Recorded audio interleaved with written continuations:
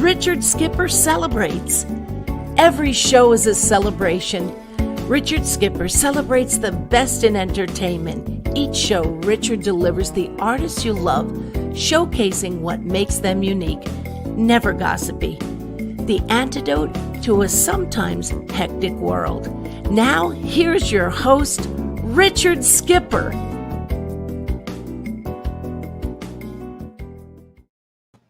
Happy Monday, everyone, and welcome to the latest edition of Richard Skipper Celebrates.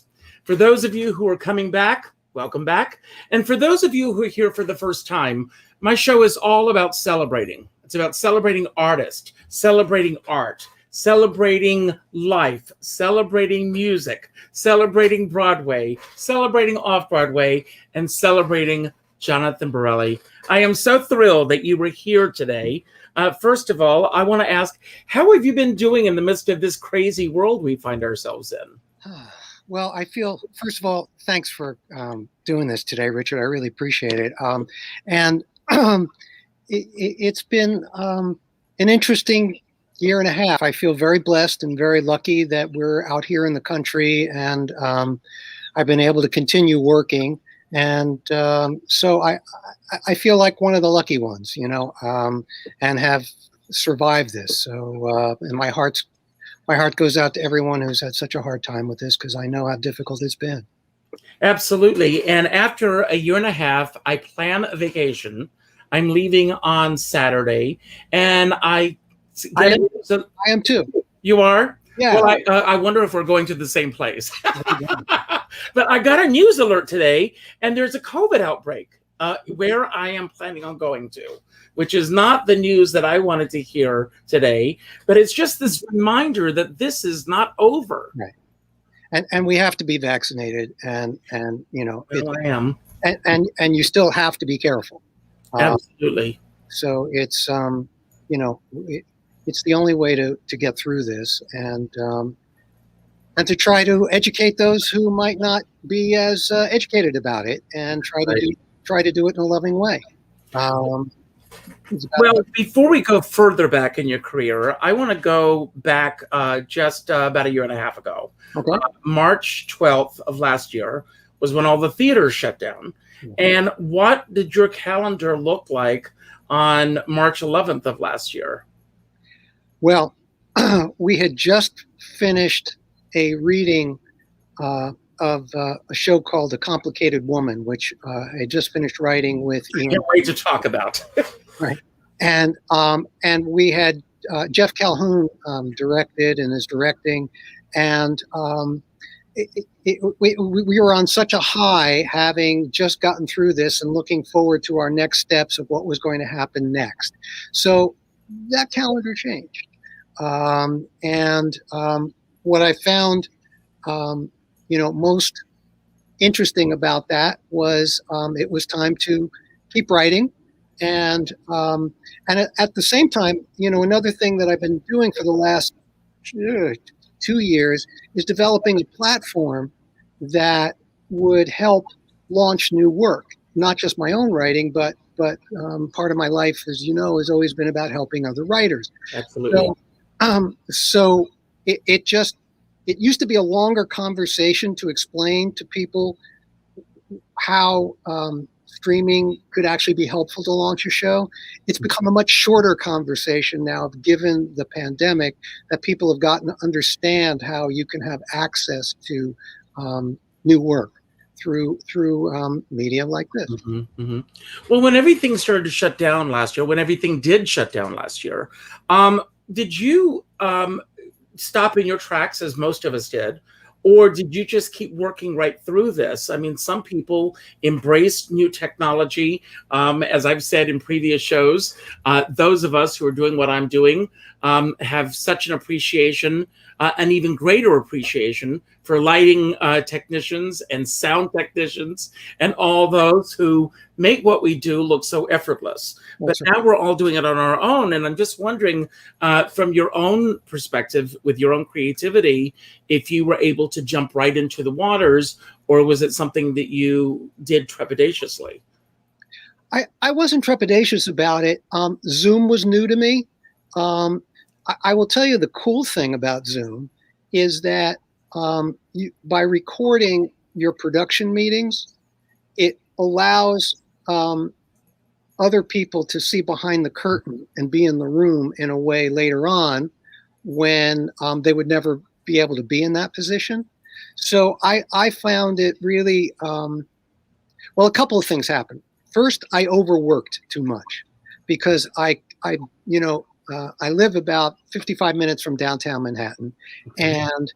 And so I would usually, before COVID, I would pace myself how many meetings I would do in a day. But as soon as you could do it on Zoom, I was like back to back and got exhausted. And then I learned to pace myself. And so, I mean, everything changed. I think what people want to see live has changed. I think, it's been wonderful to see and be a part of how writers I know and work with have expressed themselves through a new medium. And you have to embrace whatever medium you're in. And that goes for pitching a show, not live. When you're doing a reading of a show, you make sure that the show works as a reading. Yes, you're presenting it as to what it's going to become, but it has to work in the medium that you're in. Okay, you're in a room with 35 chairs, no set, no lights, and you're presenting a show. You better make that work. So it's the same kind of discipline to be on this camera with you right now to try to make this feel like we're in the room together. Exactly. Well, which we are. But there are several layers to this onion that I want to peel away right now. Okay. First of all, the things that you've embraced over this past year, you talk about things like Zoom and that process, and the things that you've resisted in terms of your work. What do you think that you will carry forward with you from what you've learned this past year in terms of the way that you're doing your work? I think I will travel less. I think there are times that it's so important to be in the same space with someone. One of the things I do is I run the Johnny Mercer Writers Grove at Goodspeed, and we did that virtually this year. I would prefer to never do that virtually again. At the same time, I oversee another program of ours, and I'll explain why. And I oversee another program of ours with our mentor teachers like Craig Cornelia, Andrew Lippa, and Lindy Robbins. And in that environment, it's a mentorship program that we do at Northwestern, usually in person. In that environment, because it's a mentorship and it's not a group all speaking at once and being in the room and getting the vibe and everything else, that worked really well. The difference of what we do at the Writers Grove at Goodspeed is that everyone works during the day on their own thing. We provide a dramaturg and we talk and make ourselves available to each other. But in the evenings, we sort of do this like Gertrude Stein kind of salon where we invite our colleagues, not our mentors, but our colleagues, and everyone from emerging writers to Tony winners to Pulitzer writers are all in this room together. It's a very special place. And you are inviting your collaborators to help you see your own forest from the tree. So what I found when doing it virtually is that it worked much better in smaller groups. In that in larger groups, there's a propensity to just be Yeah, that was great. Yeah, that was great because nobody wants to be too critical and not that it's a critical thing, but when you're in a room together, it's easier. We're animals. We sense what's going on. Mm-hmm. When we're in 2D, it's harder. That's right. Absolutely. It's really harder, and to sense the vibe and to pick up. Oh, they just moved their hand like that. Let me approach it this way. It's just different. Mm-hmm. So I would say that's the thing I recognize as a barrier. It's not that I necessarily wouldn't do it again. It's just these and we figured out a way to overcome it best we could. So yeah, that would be the things I would carry over and not carry over. I think that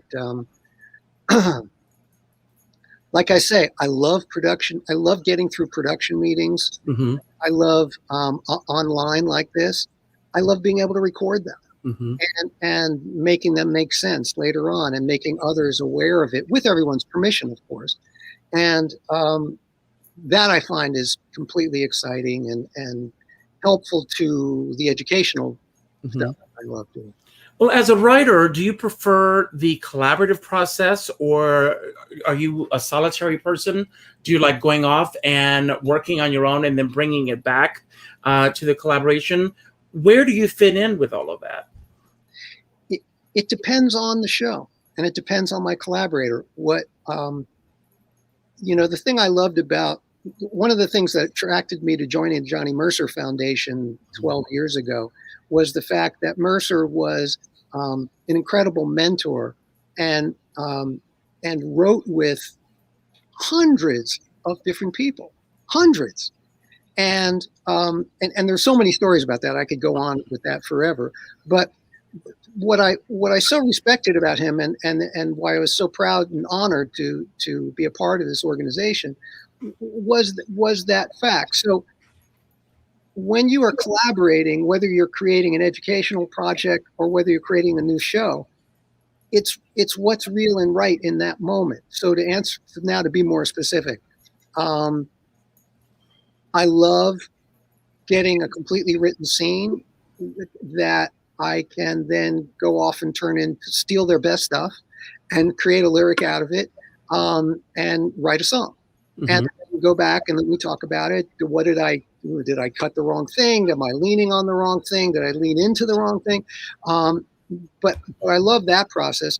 And it depends on the show. When I did Nightmare Alley, I wrote book music and lyrics. So that's a real solitary process. That really is. It's really lonely. And what I need in that environment is a director to bounce off of, or a dramaturg to bounce off of, so that I'm not so damn lonely, because you get to see the forest from the trees. But I happen to be very fortunate on our property. Here, I'm in a schoolhouse from 1850, which was converted to my studios. This is our mixing room that I'm in right now, but I have a writing room off to the side.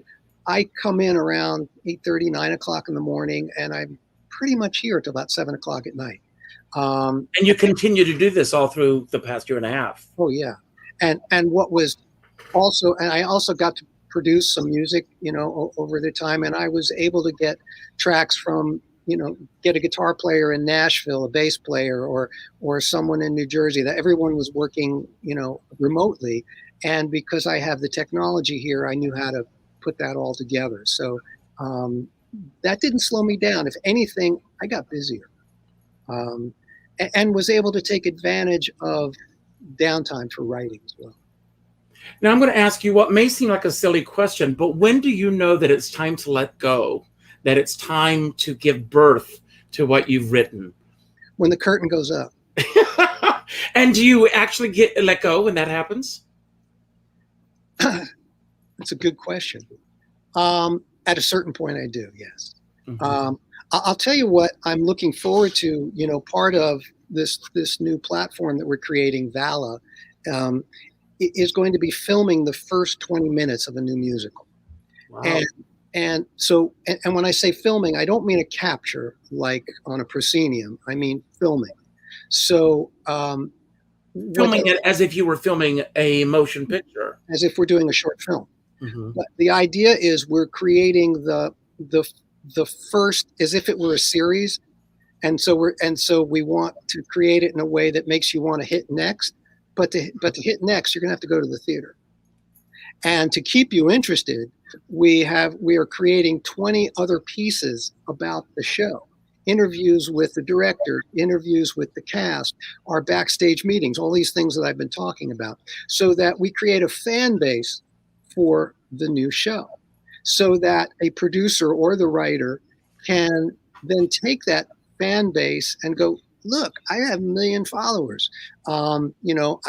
Would you be interested in producing my show? Or the producer who's already involved with the show. This is amazing. It's absolutely amazing. The producer who's already involved with the show can say to a theater owner, look, I have 1 million viewers. Or if it's not right for Broadway, but that we can track where all these views are coming from, so that we can, maybe it shouldn't come to New York right away. Maybe it needs to be a tour. And guess what? Those followers are there. So we're going to be providing all the technology and information for writers and producers to be able to further their show. Now, I was talking to a friend this morning, and she has been collaborating with someone who wrote a musical based on a very popular movie and television show franchise. And he decided years ago that he did not want to bring it to Broadway for a myriad of reasons. And he's had a very successful run with this show in schools and colleges and theaters literally around the world.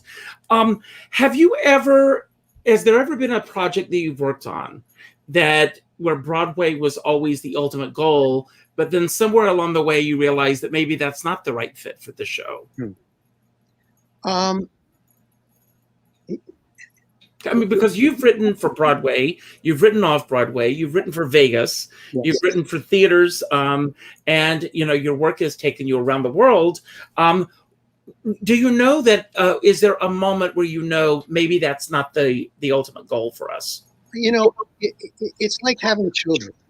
You see who they become, mm-hmm. and you see, you have an idea initially, and you can write to that idea.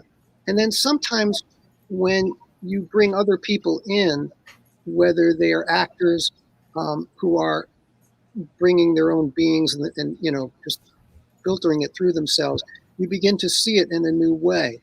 I think it's, there are interesting examples of this, and one of them is, it's interesting with Himself and Nora, mm-hmm. I wanted to discover if it was a Broadway show or not. And because it's an intimate show, it's a cast of 5, but they play 15 characters. So it could absolutely work in a small room, and by the way, a small room's always awesome because mm-hmm. you're in it. And so when Off-Broadway, and Off-Broadway's because it's hard to make it work. And there's a certain kind of show that tends to work Off-Broadway. And I'm talking about musicals now. I'm not talking mm-hmm. about and it's just, so let's see if I can answer your question. I think that it's like a Zen thing. You know what you're aiming for. You know what it is? It's mm-hmm. like an actor doing a scene. You know what you have to arrive at, but you know that you have to live the experience to get there and cannot indicate where you're going. Mm-hmm. So it's very much like being an actor. So when you're starting a show, you have a notion of how it's going to be, but you also have to allow it to grow to that point. Mm-hmm. Maybe I've avoided your question. No. I mean, you're exactly on track with where I'm going with everything. But I want to ask, can you name a specific time in your career, maybe it's happened, maybe it hasn't happened, where all the planets just seem to line up from the beginning right up to, as you said earlier, that curtain going up? Well, I'll tell you the hardest and the I'm not sure if everything always lines up. I have to really think about that one, Richard. It's a good question. I don't know that anyone's ever asked me that before. I think I guess my experience has been, okay, I have two answers for that. So Las Vegas, I was hired, so that was different. And so bang, bang, bang, and it was like, I got to a certain point that it just all went. It just all happened. Somebody came in with the notion, they said, you're our guy and you're going to make this work. And we all worked together and collaborated. I had amazing collaborators on it. And it was fun. It was just fun because I wasn't worried about it. The next time I did a Vegas show, we opened the New York hotel and did a show called MadHattan.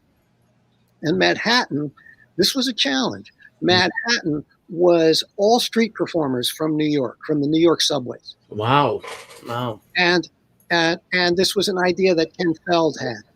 And he wanted to use that and open up at the New York hotel. And he was going to do it in 6 months. And he didn't have a show written. And so we got introduced through his director. And I said, well, it's kind of like this. And we also need one ringer. We need one person that can like hold it all together. But I guess I'm going into Vegas, even though I was hired, it was a more difficult situation, yet incredibly fulfilling because I got to collaborate with 25 different acts and make them feel real and feel themselves, but feel part of a whole story. So it wasn't that just getting hired was easy. It's that sometimes things do line up. You're right. And was it a completely different feel writing for Vegas for you than it would be writing for Broadway or Off-Broadway? Oh, yeah. Well, first of all, one's a review. And I haven't done a Broadway review or an Off-Broadway review. I've done a review in London, but the difference for me in a musical is that it doesn't matter how great your song is or how fabulous your singer is. If you don't have context, then you don't. One of my mentors, Gil Cates, used to say to me, "What's the, who gives a shit factor?" Pardon my French. No, exactly. And so in theater, that factor has to be really high. In a review, you still need it, but the trick that I've always used is I come up with a sentence that is what the show is about. I never tell the audience that, but it gets us from song A to song B. It's what the evening's about. What do we want the audience to feel by the end? How is that journey like a piece of music contrasting, going up and down, and where is it that we want to go? So so when you say Vegas, I will tell you the first time that I was told not to make people think, not to make them feel so good that when they come out, they want to put the last $10 on their MasterCard in that slot machine. That was my part. It's funny that you say that because I performed in both Vegas and Atlantic City. Right. And the first time I will never, there was a comedian, I don't know if you remember her, Pudgy. And Pudgy said to me, your job is just to go out and entertain them. Right. Don't think about anything. Just go out and entertain them, because all they're thinking about are one of two things: how much money they just lost, or won. Well, if they're winning, they're not going to be sitting there. How much money they just lost, or how much money they have the potential of winning when the show is over. Okay. And the funny thing about, in Vegas and Atlantic City is it's all a business, and they're all calculating how much money is being spent on the gaming tables after the shows are over. Right. That's right. It is what it's about. At the same time, I was thrilled to do an extravaganza. It was a blast. I had cast of 45, 50 people, an orchestra. I mean, the Vegas show that we did at the Stardust, had an ice rink come up and world-class skaters, Olympic skaters swinging themselves, by the feet so that you're in the audience like this. We had Vladimir, who came out, basically in a jockstrap and flying around in the audience. And so, I mean, it was amazing. It was crazy. It was just, it was fun. It was a lot of fun. So I recommend doing it once. I have an expression that if you stay in Vegas longer than 4 days, gold lame starts to look incredibly tasteful. I've never heard that, but I'm going to remember that. I want to ask you, with all of the projects that you've done throughout your career, is there any one project that has had the biggest impact on you, that has shaped you both as in terms of the way that you do your business, the way you do your work, and as an artist? I'll tell you a couple of lessons. How's that? Okay. I was very blessed and lucky. I moved to New York. My parents were. My mom was a frustrated actress, and as she was growing up, it was not. Good girls didn't go into theater, right? And now you grew up on the Jersey Shore, am I correct? I did. But she was, both my parents. Well, actually, my mom was from Brooklyn. My dad was born in Poland and came here when he was 5 or 7 and didn't speak a word of English. And so, I mean, he's a real American, success story. Mm-hmm. So they didn't believe that, as much as, well, a couple of interesting things. My mom would always take me to the theater from the time I was 4 years old. I was incredibly lucky to see Mary Martin in The Sound of Music. I mean, I just caught the end of the golden age. Mm-hmm. And so that had a big influence on me.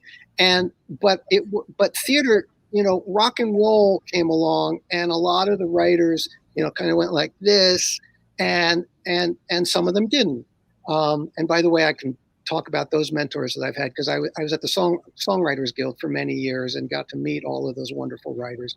But my point was that theater kind of split then. And whereas musical theater used to represent current culture, it started to represent one aspect of culture. Mm-hmm. And for me, at the age of 10 or 12, I started playing rock and roll because that was cooler than being involved in theater. And so I had my first band, by the time I was 14, I was playing in bars. But the interesting thing was that in my 20s, I got tired of playing from club to club. So I opened up the first songwriters room on 56th Street.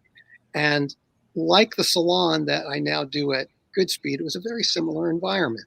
And everyone from Doc Pomus to Sammy Kahn to young writers would come in, and we would play a new song and we would talk about it. And does that work? Or what did you mean by that? And one day, Sid Bernstein, who was, came in, and for those of you that don't know, Sid was known as the fifth Beatle. He was the guy who brought. I have his book on my shelf here. Right. So Sid was a great guy. And he saw what I was doing, and he heard my songs, and he said, I've got somebody you should meet. And he introduced me to Hume Cronyn's agent. And so I'm getting this is a long-winded way to get to the answer to your question, which was working with Hume Cronyn and Jessica Tandy for 5 or 6 years was the most amazing experience of my life. It was richly rewarding. It was also heartbreaking at times. Mm-hmm. It was, it taught me so much. I was the only one on the team that went through the many iterations of the show. Well, for those who don't know, Firefox, we're talking about Foxfire. I know. Foxfire, sorry. Yes. Yes. So Foxfire was originally a book series about oral histories in Appalachia. Mm-hmm. And Hume was working with this fabulous Mayberry Award-winning writer, Susan Cooper, to create a play. But they wanted it to have music in it because music is very much a part of that tradition. Mm-hmm. And so I was brought in to write the songs for the show.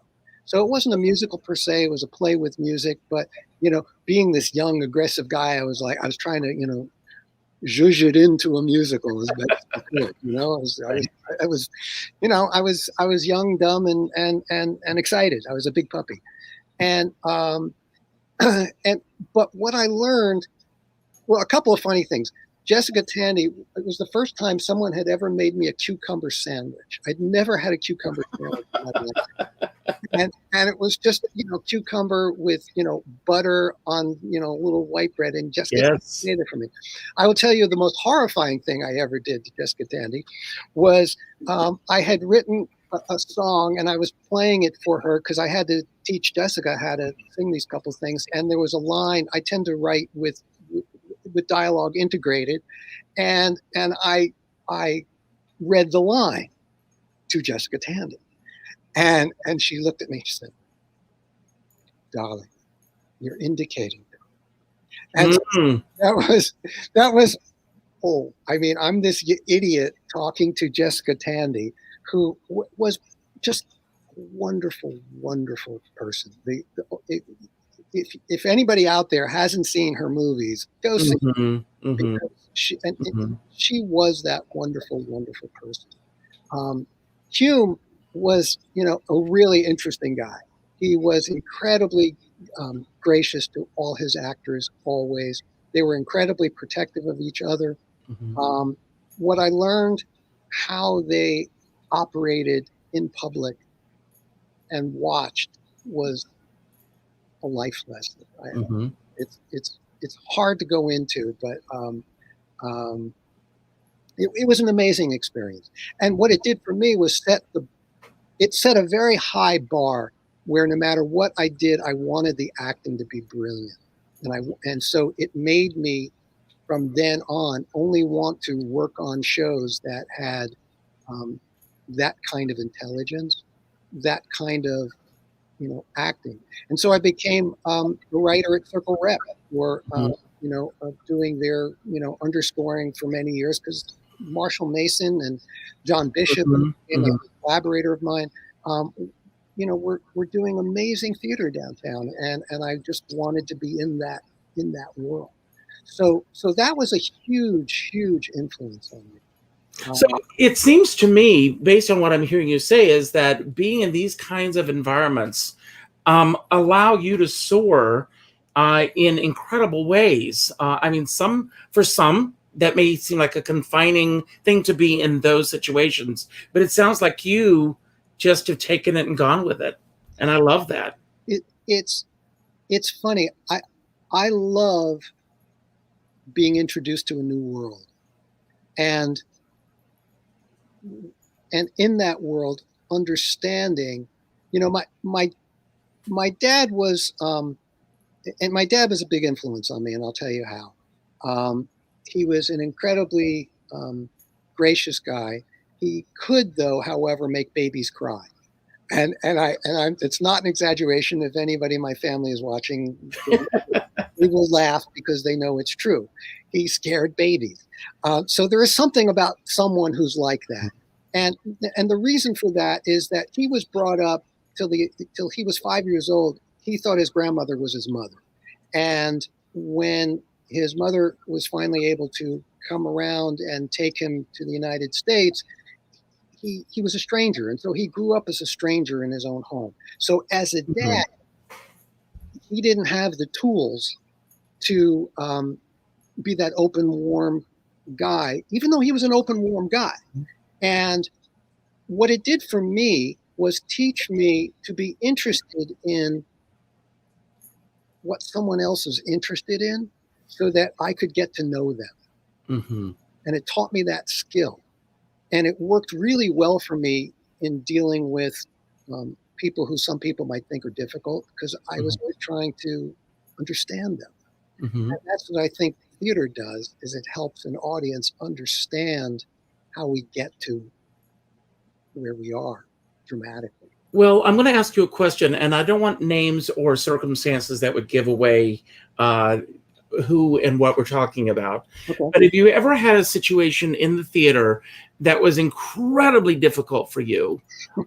And and if so, how do you get through something like this? I mean, obviously, everyone, hopefully, has the same goal in mind, but sometimes those goals and how you get there are completely in different lanes. How do you get through something like that? Well, you bring up something incredibly important at the end of what you're saying is, is everyone writing the same show? Mm-hmm. I can't tell you how important that is. And that's about vocabulary. And that's taken me a lot of years to figure that out. And there are an understanding intention. And by the way, if everyone understood everyone's intention, we might live in a better planet. Amen. You know, which, by the way, is why I feel so strongly about education in the arts, because it teaches us to listen, it teaches us to collaborate, and when I say listen, I mean really hearing someone's intention, because sometimes someone, especially if you're the wordsmith and they're not, sometimes they don't understand that they're not being clear and that you're just figuring out what it is that they're trying to say. So I think that in any difficult times that I've had, and listen, I'll take onus for this too. In Foxfire, like I said in the beginning, I was a young pup and I just wanted my stuff out there. So I might have been obnoxious, and I might have pushed, a little too hard. Mm-hmm. So maybe that was my intention, and maybe I wasn't, doing everything that I could have. But I have a question for you. In addition to the incredible work that you put out there, you look at a career and the arc of a career.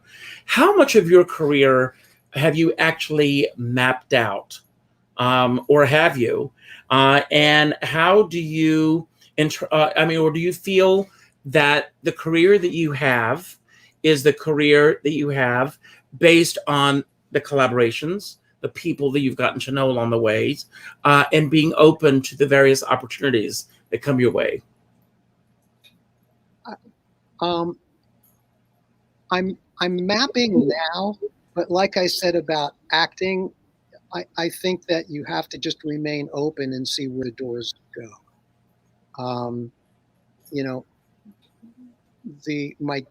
My dad used to have an expression: the harder he worked, the luckier he would get. And so I always find that by doing, not just aimlessly doing, but by doing, things come out of it. Mm-hmm. I would say I'm mapping now with Vala and Vala musicals. That's a map. I'm mapping with the education programs. Those are definitely mapped. Mm-hmm. But within that context, I'm remaining open. The things that I think are the way that we're going to do it, I have to respond to the forces of nature. And if the water's flowing this way, you better row this way. It's you have to listen. That doesn't mean I'm giving up on my intent. It just means, here are the most important things to me: to always learn, and to always write, to help others, and love a family. And so if I can do all of those things, then I'm a happy guy. That's wonderful. And so, and it changes. You just don't know. And the world is changing. I feel incredibly blessed to be sitting in this space right now and have the opportunity. And so part of what I spend my time doing is making sure that others have the opportunity. Mm-hmm. You know, there are many programs out there now to take the vocabularies of theater, pop music, technology. When I came up through school, I had to invent it. There was no place I could go to learn all this. I had to like, oh, let me pull an apple from there and a lemon from there, and try to make something out of that. Mm-hmm.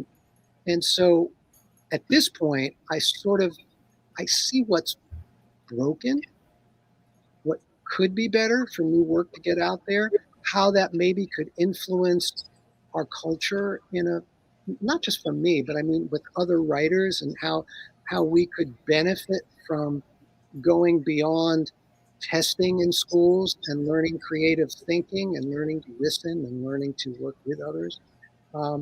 These are all part of the VALA platform. And by the way, the name, I was a William Blake fan in college, and Blake was a writer who lived at the end of the 1500s, beginning of 1600s, who was the first visual poet.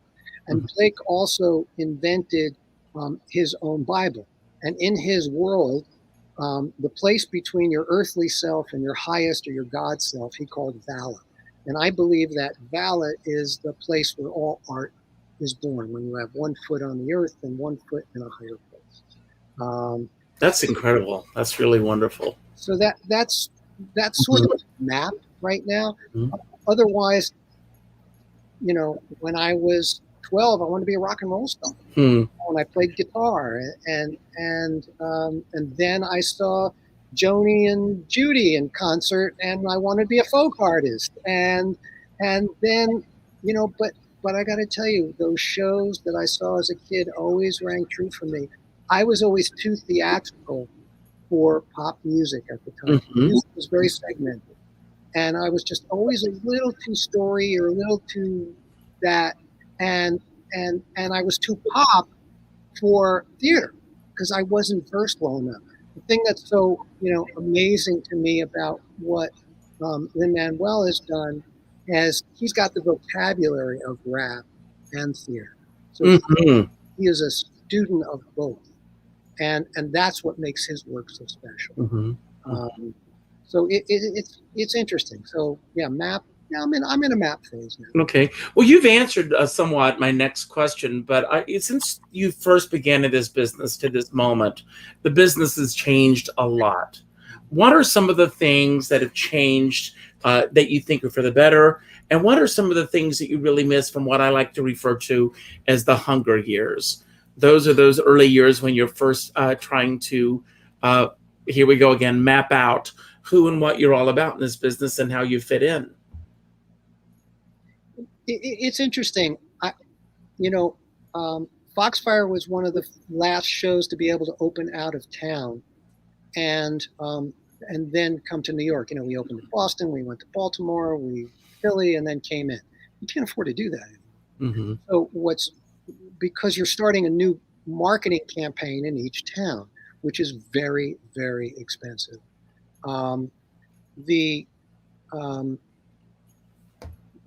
The thing that happened next was that regional started to be the place where work got developed.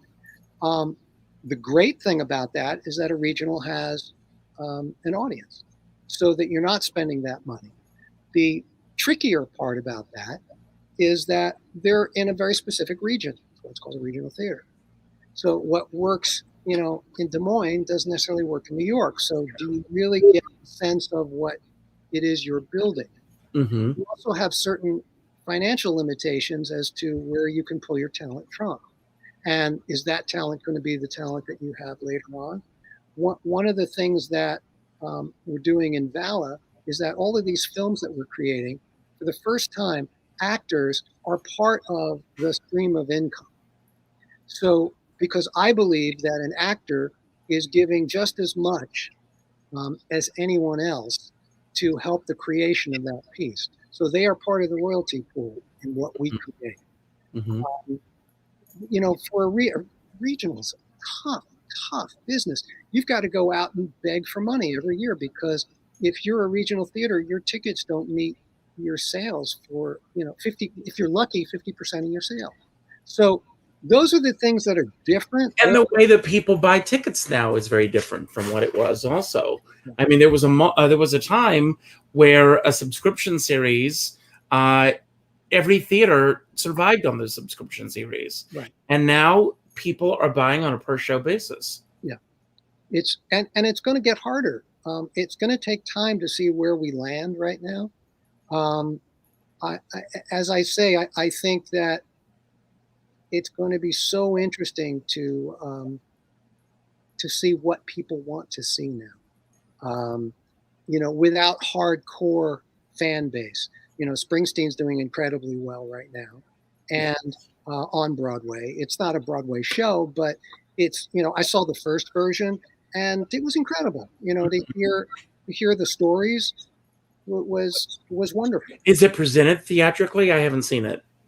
I'll tell you what's, whether you like his music or you're not a fan of the music or you don't know it, what is presented is, here's a true artist who tells you how he did it and tell you who he invented within himself.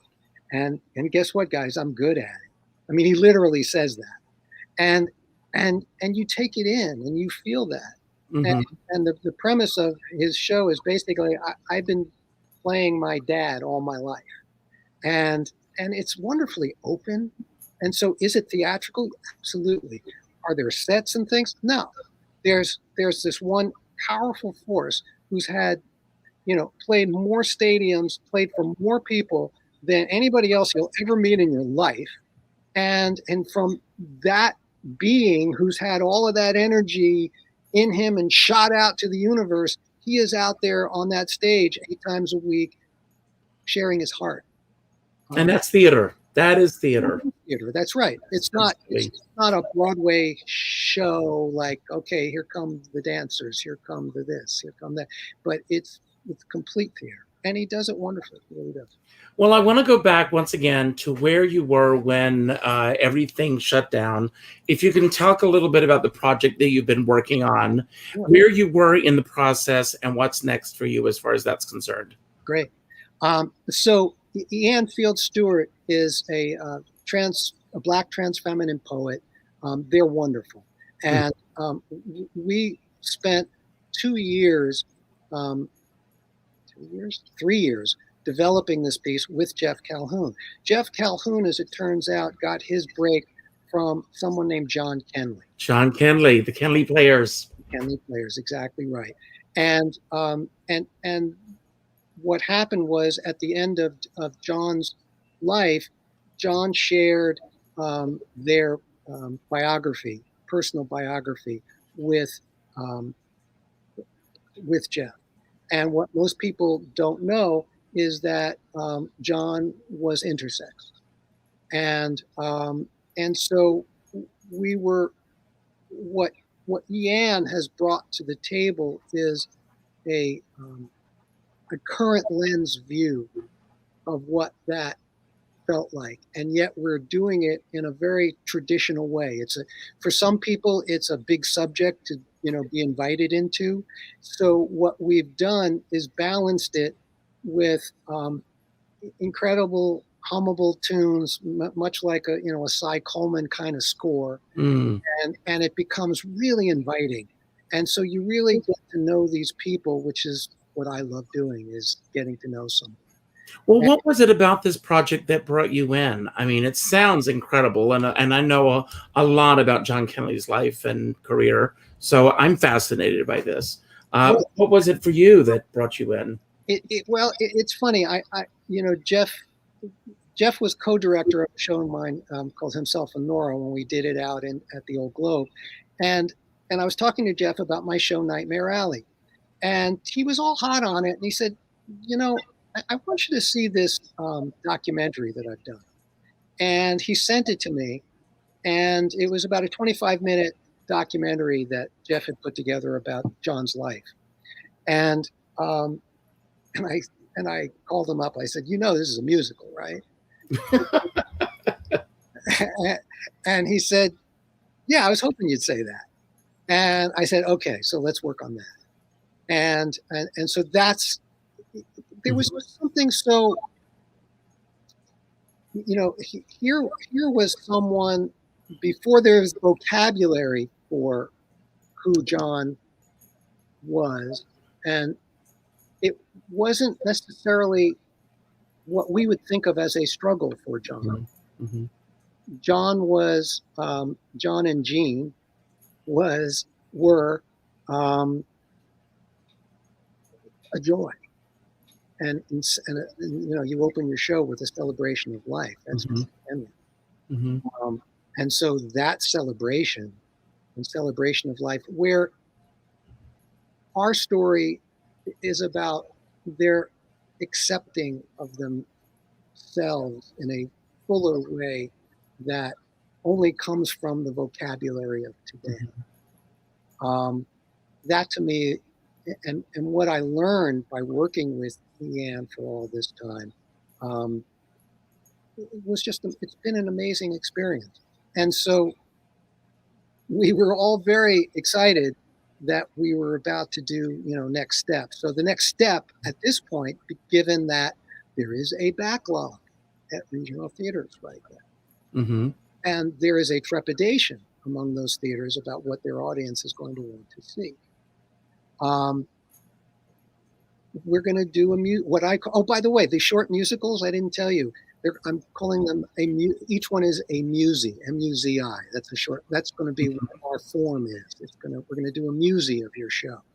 So we're going to do a musi of this. And that's how we're going to start the show. That'll be the first one of mine that I do, while we have a bunch of other shows that we're in pre-production for right now.